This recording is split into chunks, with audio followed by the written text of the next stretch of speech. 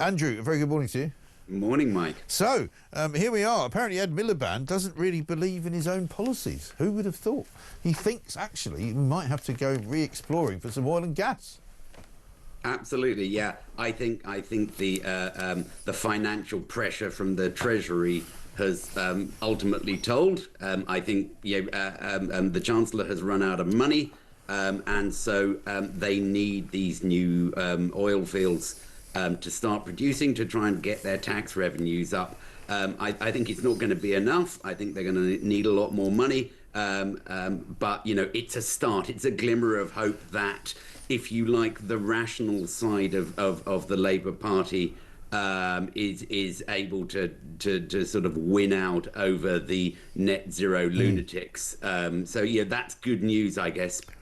Well, it means that he's also gone round the Supreme Court, who previously blocked the exploration of these two new fields in Scotland, Rosebank and Jackdaw, which meant that they could never actually be explored. So now... Yeah, I think they're going to need some new laws to make sure that does get driven through. I think we will need legislation of some sort. That's my understanding. But that's what Parliament's for, isn't it? Parliament is for getting around the Supreme Court. You know, the Supreme Court shouldn't be making policy. The Supreme Court shouldn't be, you know, forcing us into, you know, sustainable energy, you know, straitjackets just because they think that that's the right thing to do. You know, the bleeding government should be making these laws.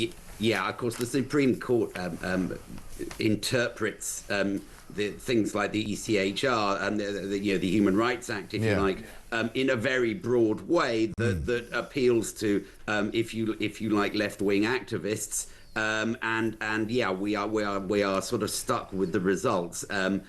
I think the ECHR and the Human Rights Act are ultimately going to have to go because they're making the country ungovernable, particularly in the area of energy. But in the meantime, we can override these things by putting specific laws through Parliament. But you know that it's a long and laborious process, and ultimately, you know, I think the ECHR is going to, we are going to have to get out of it. Yeah, no question at all. And what about this ridiculousness of the warm homes discount? We've been covering it today simply because Keir Starmer announced it yesterday. He went up and made this rather ridiculously elaborate video visiting a single mother of three who apparently qualifies for the warm homes discount. But we've been pointing out, as it was pointed out to us yesterday, that this is not, in fact, the government handing out money to people who can't afford to heat their homes. This is about the government handing out money from us because we'll be paying the difference, right?